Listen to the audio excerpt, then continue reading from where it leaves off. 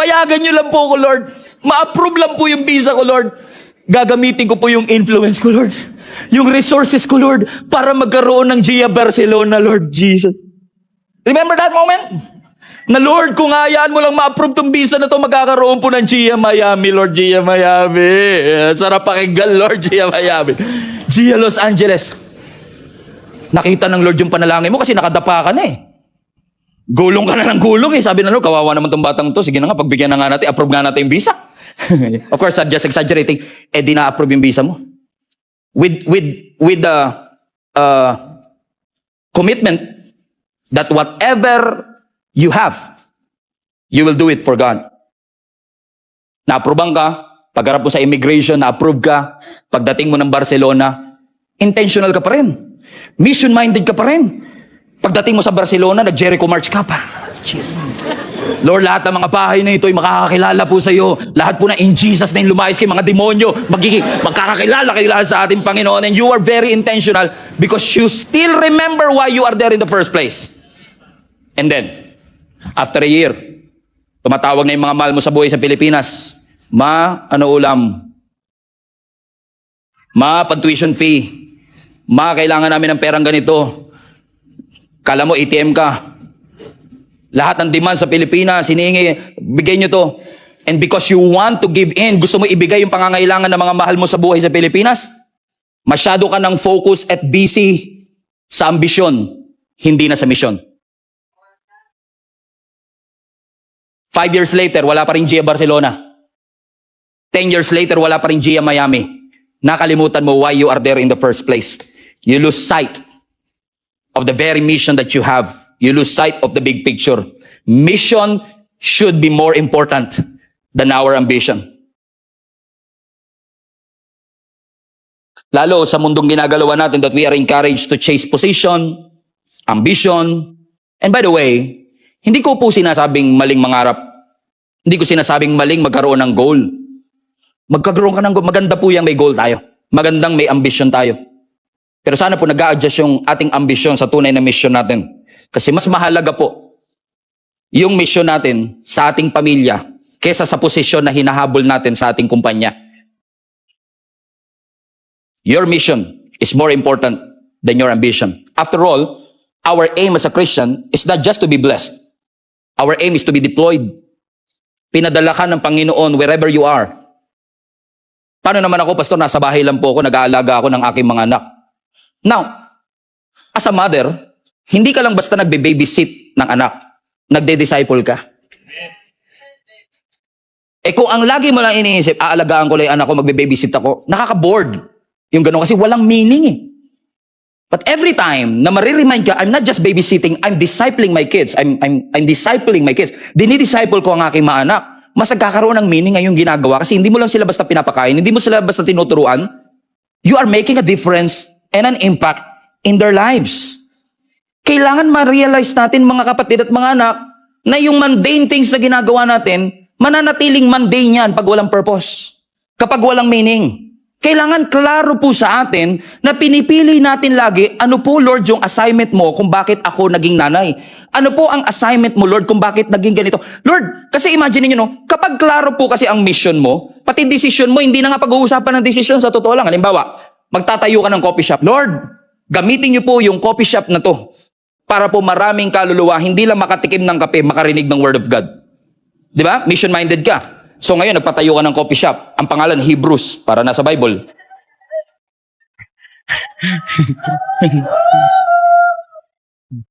Okay? So meron kang coffee shop, Hebrews ang pangalan. Very mission-minded ka, pinapagawa. Imagine mo to, kapag alam mo ang mission mo, hindi mo natatanungin, Pastor, ano kaya magandang ilagay sa dingding? Alam mo na agad. Kasi alam mo yung purpose mo.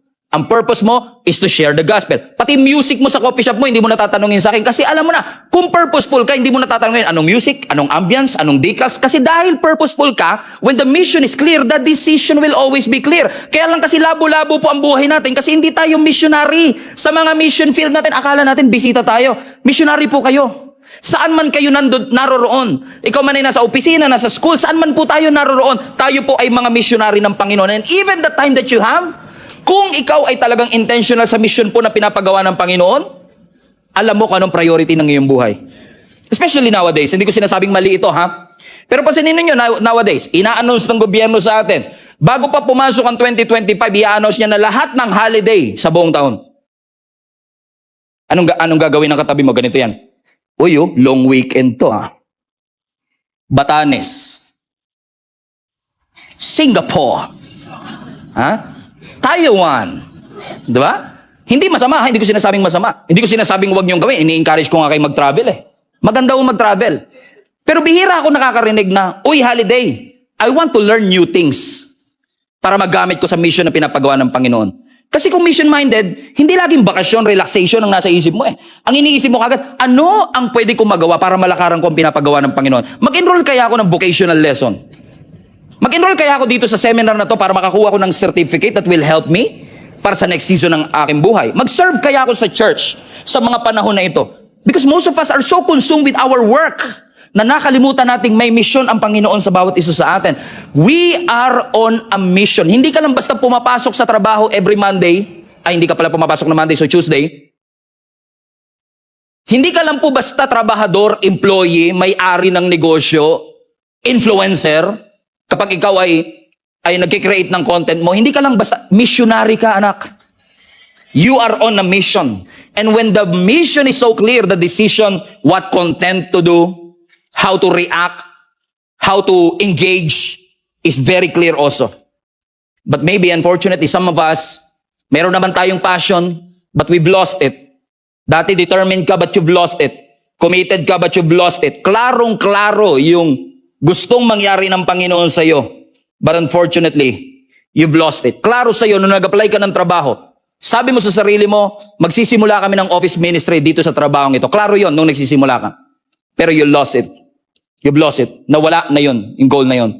But the moment na nilakaran mo yung pinapagawa po ng Panginoon sa'yo, and I cannot force anything to you kasi hindi ko po alam kung anong assignment na pinapagawa ng Panginoon sa'yo specifically, but corporately, we are all called to share the gospel of Jesus Christ, parangalan ng ating Panginoon, to be the salt and the light of the world. But individually, hindi ko po alam kung anong assignment ng Panginoon, kung ba't dyan kanya sa kumpanya na yan dinala. I remember nung 2006, 2008, I guess, nung ako po ay nagtatrabaho sa isang kumpanya, dahil galing po ko nung ako'y college, very intentional din po kami in preaching the gospel. In fact, meron po kaming campus ministry sa Polytechnic University of the Philippines, sa PUP Santa Mesa. And isa po ako sa naging president ng campus ministry namin. Kaya sabi ko sa sarili ko, pagka ako ay nagtrabaho na, gusto ko sa opisinang pagtatrabahuan ko, meron kaming office ministry. It's not an easy journey. Mahirap panindigan yun. Pero once na ginawa mo yung pinapagawa ng Panginoon, yung challenge na in-expect ko, hindi nga nangyari.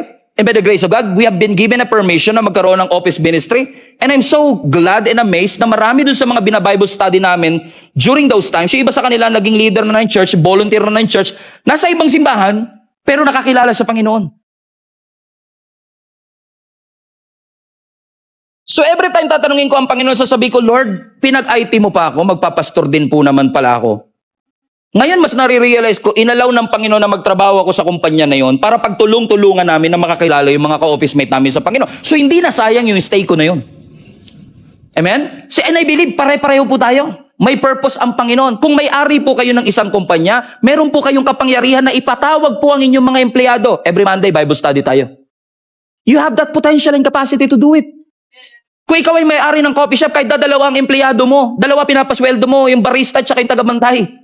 Diba? Every Monday, devotional tayo, Bible study. You have that capacity. Samantalahin mo. I-take advantage mo. Yung influence and connection that you have, you are there for a reason. Amen? As long as you are purposeful, magagawa po natin ang pinapagawa ng Panginoon. Patahimik po kayo ng patahimik, ano po? Amen? Naalala ko na nag-a-apply po ako ng trabaho. Actually, hindi ako naman nag-apply ng marami kasi nung nag-a-apply po ako ng trabaho, since IT po ang aking profession, talaga pong ang IT, mahirap pong makahanap ng trabaho na walang weekend. Kasi usually ang mga IT, especially nung mga panahon ng 2008, 2009, pa-boom po yan eh. Panahon ng 2009 is panahon ng boom ng Facebook eh. Talagang in demand po ang IT profession ng time na yun. Pero alam niyo po, dahil lumaki ako sa simbahan and I know kung anong pagtawag ng Panginoon sa akin, hindi ko po pino-force ito na gawin ninyo kung gawin ninyo at maging katulad ng conviction ko ang conviction ninyo. Hayaan nyo ang Diyos ang mangusap sa inyo. Alam niyo po, sa lahat ng a-applyan ko trabaho, lagi ko sinasabi, Lord, kahit gano'ng kalaki ang sweldo, basta may pasok ng linggo, no kagad sa akin yan. Na hindi ko sinasabing posibleng ganun din sa inyo kasi kung lahat naman ng tao sa buong Pilipinas walang pasok ng linggo, di wala tayong nagbebenta sa Jollibee, walang cashier sa LRT. Ginanaw naman yung sinasabi ko mga kapatid. Pero ako mismo, personal conviction ko yun na ilaan ko ang Sunday para sa ating Panginoon. And that's a good advice kung gagawin nyo rin po sa inyong buhay. Bakit? Hindi ako masisilaw. Kapag alam mo ang purpose mo, hindi ka masisilaw sa laki ng offer. So kung maninimbang ka, malaking sweldo, pero may pasok ng linggo, maliit ang sweldo pero wala. Pero kung alam ko ang purpose ko, hindi ako masisilaw sa madali ang offer. And once I'm there already, once nakapasok ka sa trabaho, remind yourself, may calling ka, may mission ka. You are not just there to build your career. You are there to build the kingdom of God. In fact, naniniwala po ako that career excellence is a form of worship. Yung integrity natin is a form of worship, yung work ethic natin is a form of worship, yung discipline natin sa ating trabaho is a form of worship. I'm not just here to build my career. Walang masama to build your career. But always remind yourself, I'm called. Tinawag ako ng Panginoon at may purpose po ang Panginoon sa akin. Amen. Pansinin po ninyo, yung career ninyo, kung kayo man ay biologist, chemist, radiologist, kung kayo man ay scientist, astronaut, celebrity, ano man po ang career ninyo, most of the time, kayo pumili po niyan. Hindi kayo nanalangin sa Panginoon, Lord, i-reveal niyo po kung ano po ang kurso na makukuha ko. And Jesus was a carpenter. Ay, siguro po karpentero po, Lord, ang pinapagawa niyo po sa aking buhay. Hindi lalabas dito kung anong kurso ang kukunin mo. Hindi sasabihin ng scripture kung ano exactly yung... Ako naniniwala, kalooban ng Diyos, makatapos ka ng pag-aaral, magkaroon ka ng maayos na buhay. I believe that's God's will for all of us. Pero hindi niya sasabihin kung ano exactly. And when you choose engineering or architecture with the right work ethics, integrity, and discipline, you will succeed. And God's plan for your life will happen. Pero mapapansin po ninyo na sa career natin, tayo pumili nito. Pero sa calling, Diyos ang pumipili nito para sa atin. Ang calling mo, hindi mo pinipili. Diyos ang pumipili nito sa iyo. Amen? Sa career mo, nag-aaral ka. Para maging mabuti ka, magaling ka doon sa career mo. Correct? So you are educated to be good at it. Pero sa calling, you're not educated, you're anointed. Sa career, it's natural. Sa calling, it's supernatural. Sa career, most of the time, ambition. Pero sa calling, mission. Yung pinapagawa ng Panginoon sa ating buhay. Kailangan lang klaro. Kaya nga sabi ng Panginoon sa Matthew chapter 5, di ba? Let your yes be yes and let your no be no. Ang sinasabi ng Panginoon, kung pipiliin mo yung ambition, at least man lang sigurado ka sa decision mo. Kung pipiliin mo yung yes, di yes. Huwag kang siguristang hindi sigurado. At kung kailangan mo ng wisdom, sabi ng James, if any one of you lacks wisdom, ask the Lord for wisdom, and He is generous enough to give you wisdom. Amen? And if you're going to ask me, where can I find wisdom? Sinabi rin ng Bible sa Psalms 119:105, nasabi niya, the word of God is a lamp unto my feet and a light unto my path. Bakit to? Kasi gusto ng Lord, klaro yung path mo. Hindi yung kung ano na bukas, bahala na po, YOLO, bahala ka na. No. Kaya gusto ng Lord, may clarity yung bawat akbang. Purposeful, intentional sa bawat desisyon na atin pong ginagawa. For God is not a God of confusion, the Bible says. He's a God of order, of clarity. And when you need help, the Word of God, the voice of God, will always be there to guide you which path to take. Na sabi ng Isaiah, whether you turn to your left or you turn to your right, you will always hear a voice behind your ear that will say, this is the way, walk in it. Gusto ng Lord klaro. Pero sabi nga ng James 1:8, a double-minded man is unstable in all his ways. Kapag tayo ay double-minded, hindi natin alam ano bang ipupursu ko talaga. But the moment that you pursue the things of God, let me tell you this, my friends and family, the moment you pursue the things of God, you will never regret choosing the Lord above everything else. Ang sabi ng Psalms 23 verse 6, blessings and mercy will follow you all the days of your life, and you shall dwell in the house of the Lord forever. Now the word follow, blessings and mercy will follow, is actually from the Hebrew pursue. Now, ang sabi ng scripture, tingin kayo sa akin, blessings and mercy will pursue you. Hindi ikaw ang magpupursu sa blessing. Kung ipupursu mo si Lord, yung blessings magpupursu sa'yo. Amen? Good things comes to those whose trust is in the Lord. The moment na nagtiwala ka sa Panginoon, ang ipinangako ng Panginoon, good things. So, what choice will you make? Will you live a comfortable life or a called life? Tinawag na buhay. Buhay na may purpose. Buhay na may misyon. Buhay na may layunin. Ano nga po ba ang mas matimbang sa iyo, kapatid? Earthly success or eternal significance? But if you are going to ask me, ako po mismo, itinalaga ko na po sa aking sarili that I don't live for something. I live for someone. And that is our Lord Jesus Christ. I consider my life worth nothing to me. My only aim is to finish the race and complete the task the Lord Jesus has given me. Anong task yun? The task of testifying to the good news of God's grace. What is he saying? Baliwala ang buhay ko kung hindi ko matatapos ang pinapagawa ng Panginoon sa akin. Ano pinapagawa ng Panginoon sa kanya? I-proclaim ang gospel ni Jesus Christ in all the world. So kung di ko ito magagawa, my life is meaningless. My life has no worth. I consider my life worth nothing to me. Sayang ang aking buhay kapag hindi ko ito nagawa.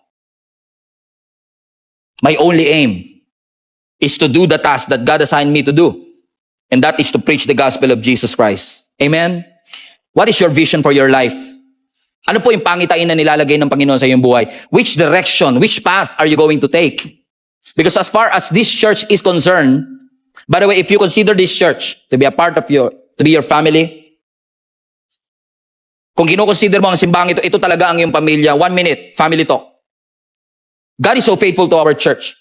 Pinalago po niya ang ating simbahan.